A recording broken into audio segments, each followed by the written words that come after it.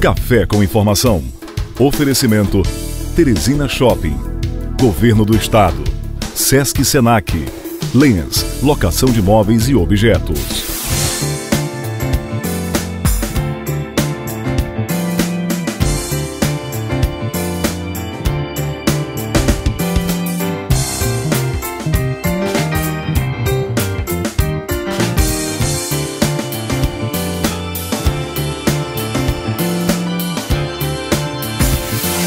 Café com Informação. Apresentação: Arimateia Azevedo. O Brasil, em matéria de economia, chegou ao fundo do poço. Isso quer dizer que está numa brabíssima recessão. Aliás, a grande desculpa no meio político é de que tiraram a Dilma por conta dessa situação, dessa questão muito delicada por que passa o país. Nós vamos conversar com quem entende desse assunto. Vamos conversar com o professor Cláudio. Ele é advogado, matemático, é consultor jurídico. Já foi, inclusive, gerente do Banco do Brasil, muitos anos atrás, não foi? Isso, eu fui superintendente do Banco do Brasil, trabalhei em Caixa Econômica, eu tenho 30 anos de experiência na área financeira. Conhece mais do que ninguém essa situação. E eu perguntaria, o que o novo governo, ou o governo interino de Michel Temer, teria que fazer para começar a mostrar para a população que há luz no fim do túnel? Bom, Arimateia, primeiro tem que ter uma medida de impacto para restabelecer a confiança na economia brasileira. O que é uma medida de impacto? É criar alguma regra na área trabalhista, criar alguma regra na concessão do crédito. Eu digo sempre que o sucesso do Brasil ele está na gente fortalecer as empresas. E fortalecer a empresa é permitir que ela renegocie os seus débitos com mais tranquilidade hoje, permitir que ela tenha acesso a crédito com juros mais condizentes com a nossa real situação. Nós precisamos ter uma medida de impacto. Essa medida de impacto passa necessariamente para aumento da oferta de emprego. Não se aguenta mais o volume de desempregados. Nós temos 11 milhões de desempregados no Brasil. É o maior número dos últimos 20 anos. Não. Eu vivo aí, o meu dia a dia é atender empresas com problemas financeiros e o que a gente vê é uma calamidade. Porque o que se comenta muito, hoje você sabe, o país tem dois lados. Um lado que aplaudiu a saída da Dilma e o outro está aí deplorando e está indo para as ruas para brigar e lamentar essa história. E esse lado que é a favor da Dilma, acha que eles superdimensionaram essa história da crise para, entrando Michel Temer, adotando qualquer medida, ela já possa mostrar que tem solução. Não tem isso, não? Não, você tem uma ideia? O último levantamento feito pela Associação Brasileira de Restaurantes Brasileiros, ela mostrou um estudo que, se não mudarmos a nossa economia, 150 mil pequenos restaurantes vão fechar até o final desse ano. Se você colocar em 150 mil pequenos restaurantes, 10 pessoas por restaurante, é 1,5 milhão de pessoas que vão perder os seus empregos, fora as suas famílias. Então, nós precisamos ter responsabilidade de trazer a economia de novo para o controle. O que eu vejo nessa discussão do impeachment, né? Você tem um lado de pessoas que pensam muito na sustentação do social. Eu não sou contra, acho que o social tem que ter todo um cuidado especial. Mas eu só posso fazer o social se eu tiver recursos financeiros suficientes para atender esse lado. Se tiver uma estrutura boa para isso. Exato, senão eu não consigo crescer. Como é que eu vou dar Bolsa Família, Pronatec, FIES e outros programas mais, se eu não tenho de onde tirar o recurso? Nós estamos com 85% do orçamento estourado. Imagine você uma família que tem uma renda de R$10 mil e gasta 18.500 por mês. Não tem condição. Nesse caso, o senhor acredita mais a esses programas, a essa política adotada por Lula primeiro e depois por Dilma? Não. Voltada para esses programas sociais? Não. Eu acredito que nós temos que ter uma política econômica e financeira que estimule o empresário a crescer.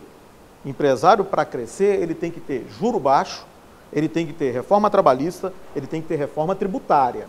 A partir do momento que isso voltar aos eixos, aí eu vou buscar os programas sociais. O senhor fala em juros baixos. Todo mundo diz que o Brasil é o que aplica a maior taxa de juros. São juros tidos assim escorchantes. Como é que um empresário pode crescer desse jeito? Exatamente. Imagina como Aliás, não lhe cortando, o ministro Meirelles, que antes de tomar posse andou anunciando várias posições a serem adotadas, ele terminou até passando a informação de que aumentaria juros. Exatamente. Mas veja, hoje nós temos a maior taxa de juros da dívida pública do mundo, é 14,25%.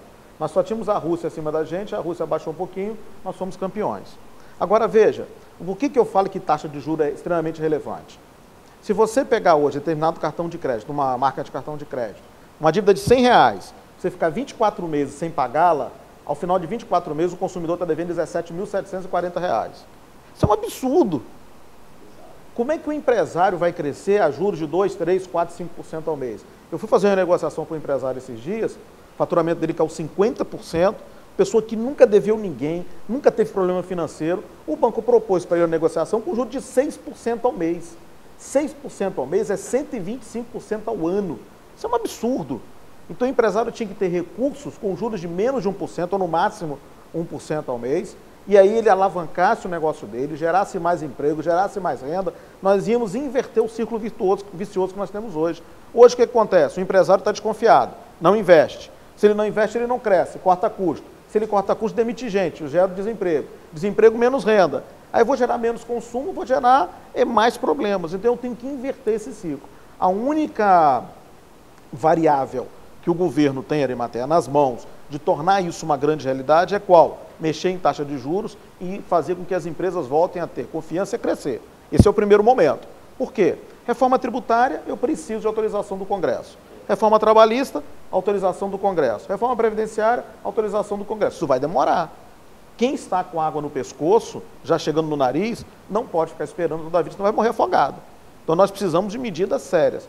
Uma coisa no governo Temer eu achei interessante. Boa parte do ministério técnico é gente que vem de mercado, que conhece como funciona no chão de fábrica. Isso já é meio caminho andado. Mas quem são esses O próprio Henrique Meirelles é uma pessoa que vem de banco, que sabe como é que são os financiamentos, sabe o que acontece com as empresas, sabe o que está acontecendo no dia a dia da economia. Se ele colocar um presidente Romero do Banco Jucá é um bom técnico? Ele Romero passou Jucá, a vida inteira sendo político, senador. Romero Jucá foi governador de Rondônia, né?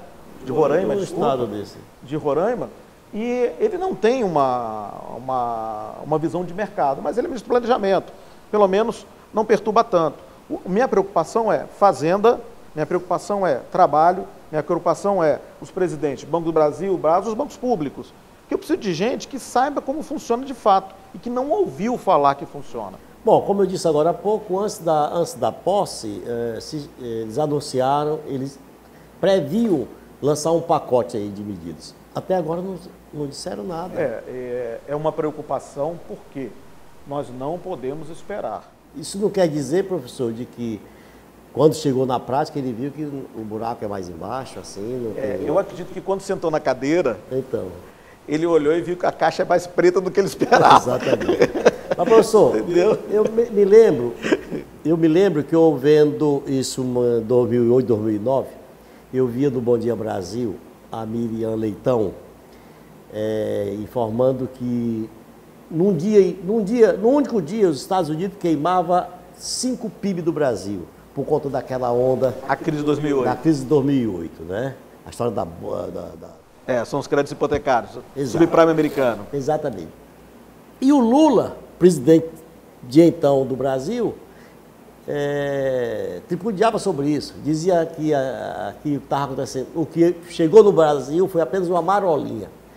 O Brasil, efetivamente, essa crise no Brasil hoje, efetivamente, tem relação com aquela crise de 2009 nos Estados Unidos?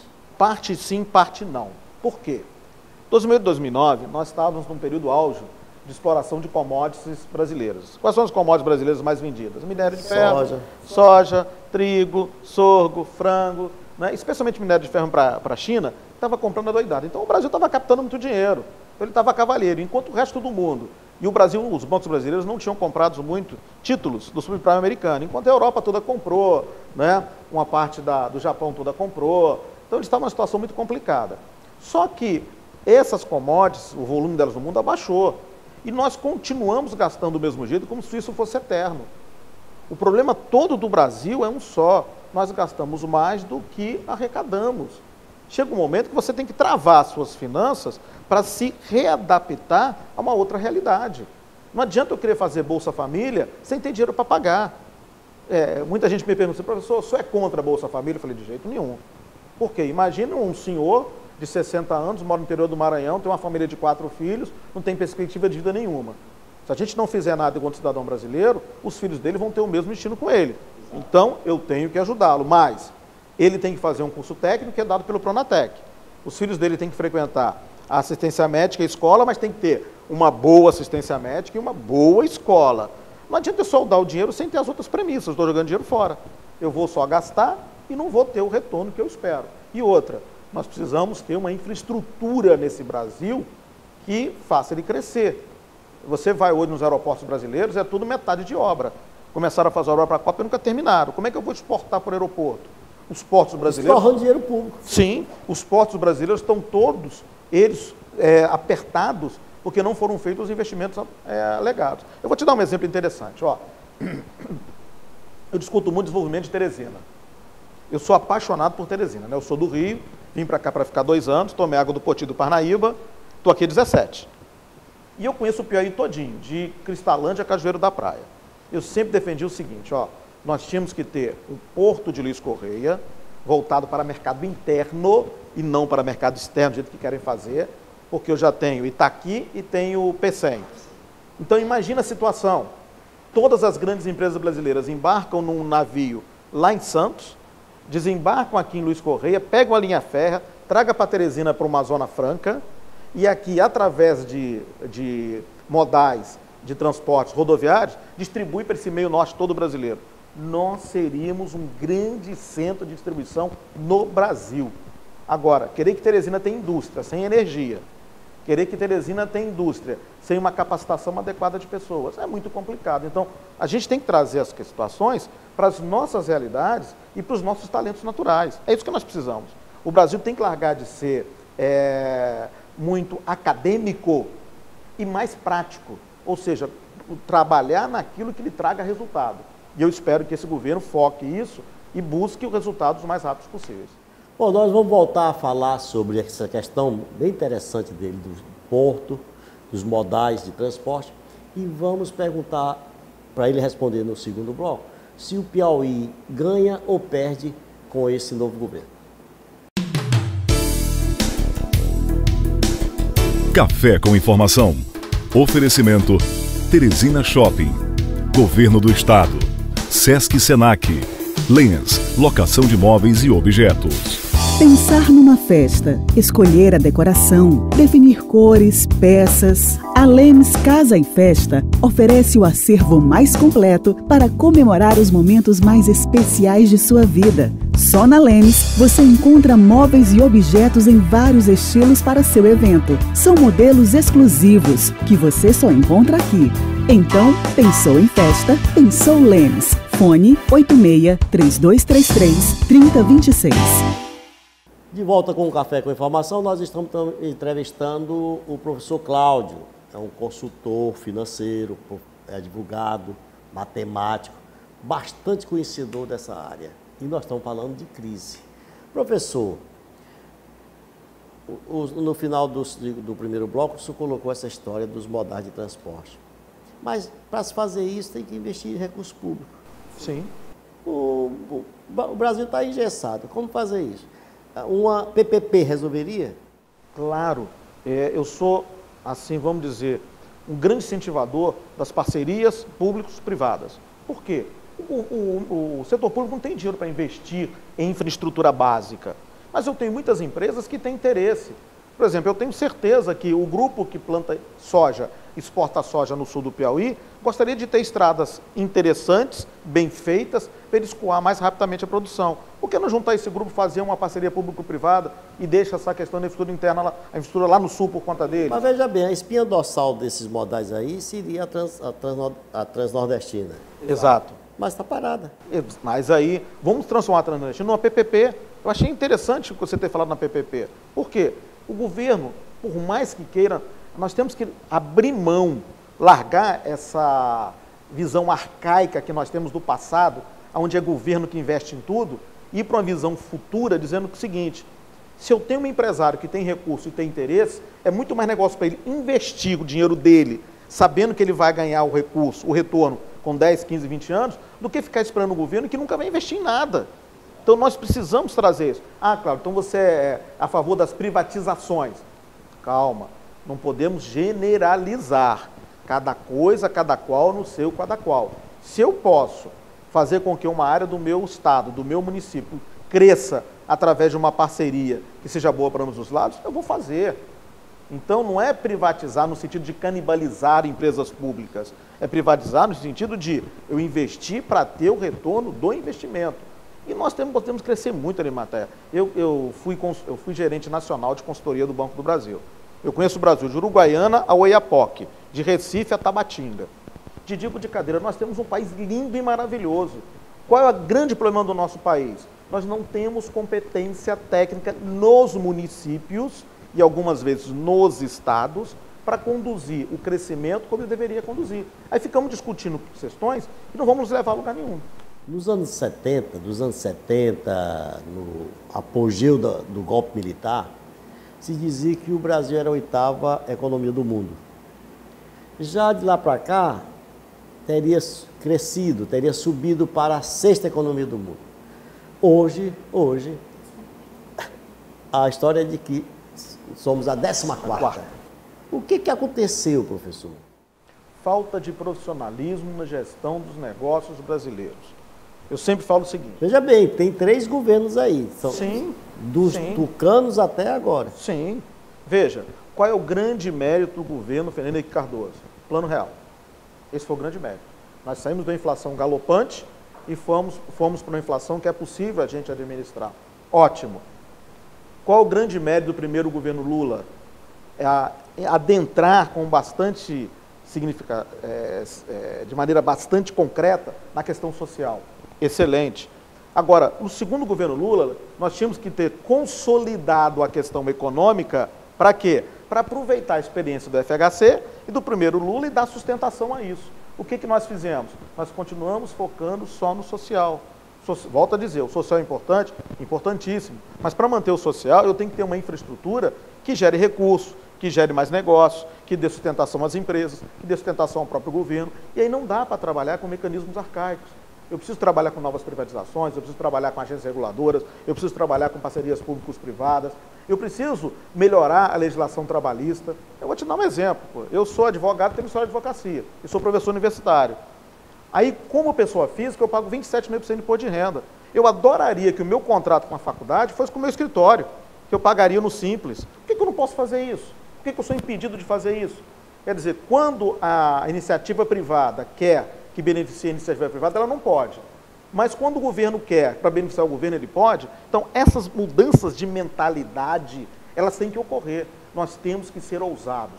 Se queremos que o Brasil cresça, temos que abrir mão de situações perversas do passado e buscar modelos novos para o futuro. E nós temos a vontade aí agora. Ficar brigando politicamente por questões mesquinhas, não vamos chegar a lugar nenhum nunca. O Lula chegou a pagar a dívida, chegou a tirar o Brasil daquele jugo do FMI. Arimateia, foi tão bonito, eu até me arrepio quando eu falo isso. Veja, nós passamos 20 anos sendo deficitários para o mundo. Nós zeramos dívida externa. Hoje o Brasil tem quase 400 bilhões de dólares depositados no Fundo Soberano do FMI. E esse dinheiro é usado para emprestar para países que estão em situação de dificuldade. Excelente. Nós chegamos a atingir grau de investimento grade, ou seja, era um país dizendo assim, olha, pode investir lá, você está tranquilo que o seu dinheiro é de volta. A gestão econômica foi tão ruim de 2013 para cá, que até o grau de investimento nós perdemos.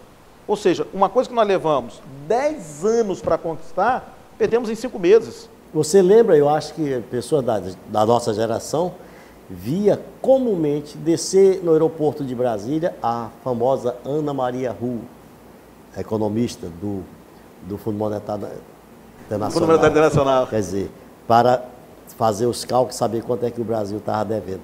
nós corremos o risco de o Brasil voltar a essa situação? Corremos. Se a gente acompanhar, como a gente acompanha a economia, nós estamos percebendo que nós temos grau de investimento, não é?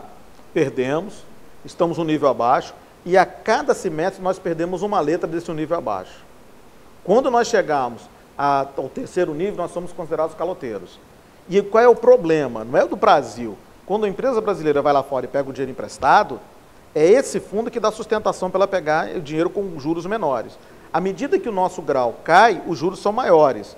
Então nós vamos ter que usar o nosso dinheiro lá fora mais para emprestar às empresas lá fora do que efetivamente para guardar isso e dar sustentação ao Brasil. Então, se a gente continuar do jeito que está, é a mesma coisa uma família. Você tem dinheiro guardado, mas está devendo cheque especial, ok? Enquanto você administra o cheque especial, você mantém o dinheiro guardado. Chegar um ponto que não dá mais para você administrar o cheque especial, você vai ter que tirar o dinheiro guardado e cobrir o seu cheque especial. Nós estamos do mesmo jeito. Por isso a minha preocupação. Nós temos que ser responsáveis, o governo que entrou aí, ele tem que essa semana já dar alguma medida que o empresário olhe, que o cidadão, o trabalhador olha, peraí, isso já vai melhorar o meu dia a dia. Professor, semana passada, uma jornalista entrevistou o Henrique Meirelles e perguntou a ele sobre essa situação dos governadores, dos estados, aliás, que estão também com a sua economia em perdição de miséria. E ela chegou e perguntou, disse, olha, o senhor vai começar a receber aí os governadores que estão vindo com o pires na mão. E ele disse, eles vão voltar com esse pires vazio. Um estado como o Piauí, um governo como o do Piauí, que chance, como é que ele pode se comportar diante dessa crise? Olha, aliás, ele ganha alguma coisa, perde alguma coisa? Na minha forma de ver, ele nem vai ganhar nem vai perder. Estados como Piauí, Maranhão, Alagoas, Sergipe, são altamente dependentes de recursos públicos. Então, os convênios que já tem, as regras que já tem, isso vai continuar. Quando eu vejo, por exemplo, um deputado federal anuncia aqui na nossa capital, conseguir um financiamento de 100 milhões, eu fico rindo. Porque eu sempre trabalhei nessa área, que dos 100 milhões, se chegar a 20 aqui, vai ser muito. Não tem projeto, não tem perspectiva, não tem visão técnica, não tem nada. O Piauí quer crescer? Eu sou um apaixonado pelo Piauí, acho que aqui está tudo por fazer. Quer crescer? Em cada município, quando o prefeito foi eleito, ele coloca pelo menos 3 cargos técnicos. Ele pode botar a família dele, mas bota pelo menos 3 cargos técnicos. O controlador, o procurador e o secretário de finanças. Se ele colocar pelo menos esses 3 cargos que não seja da família. Exatamente. Para fazer o velho rateio. Exatamente. São pessoas de mercado que conhecem para quê? Eu sempre pensei o seguinte, muita gente me chama de municipalista. O Brasil tem 5.952 municípios, se eu não me engano. Se cada município fosse bem administrado, sabe, com o recurso que tem, com uma boa educação, com uma boa saúde, com uma boa infraestrutura, com saneamento, tudo direitinho, nós teríamos um Estado bem administrado. Se os estados fossem bem administrados, nós teríamos a União responsável por manter um Estado bem administrado. Então a nossa vida começa lá no nosso município.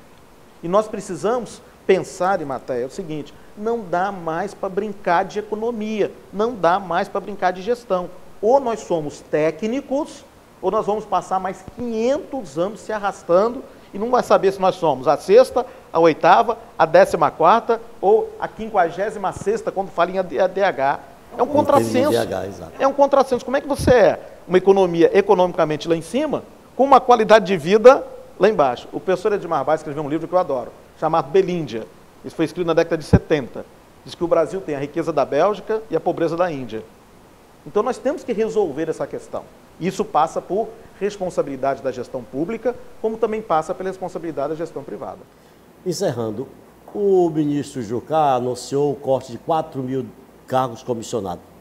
Isso soma em quê? Nada. Economia de palito. Isso nada, economia de palito, sem enxugar gelo. Por quê? São cargos que já não têm, ou não estão ocupados, ou não servem para nada. Ou são dos adversários. Exatamente. E já vão sair do mesmo jeito. Exatamente. Então, esse tipo de economia, eu reduzi 10 ministérios. Sim, você agrega o que estava num lugar para o outro. Aonde que você reduziu despesa? Você só levou despesa de um lado para o outro. Saiu da sala, foi para o quarto. Não resolveu em nada. O que vai resolver a economia brasileira é não gastar mais do que arrecadar, estimular para que o empresariado produza mais, gera mais tributo, gera mais renda, gera mais emprego, inverter essa situação de consumo. Você tem ideia, hoje 58% da população brasileira tem dívida em atraso. O cidadão está atolado de dívida até a alma. Aí ele vai no banco negociar, o banco quer cobrar juros de 7% ao mês dele. Vai no cartão negociar, quer cobrar juros de 8% por mês dele. Isso não vai resolver. Ou a gente trabalha isso de uma maneira que todos vão pagar suas contas direitinho, dentro daquilo que eles podem fazer e crescer de maneira consistente, ou nós vamos continuar patinando esse tempo todo e não é mudança de governo que vai trazer uma melhoria na situação dela. E isso sobra para o trabalhador, porque a empresa vai quebrar. Com certeza, não tenha dúvida. O que faz a economia brasileira é o micro e o pequeno empresário. É ele que mais emprega. Se ele não tiver condição de sustentar aquela família que ele está pagando o salário todo mês ali, nós vamos virar um caldo de emprego que só vai aumentar ainda mais do jeito que está aí. Ô, professor, muito obrigado por sua excelente participação aqui no Café com Informação. Eu que agradeço a oportunidade, né? Eu acho que nós temos que trabalhar muito pela economia brasileira. Cada cidadão é responsável por melhorar a sua área de atuação. E se cada um der um exemplo positivo, a junção desses exemplos faz que a gente crie uma grande revolução nesse país. Muito obrigado.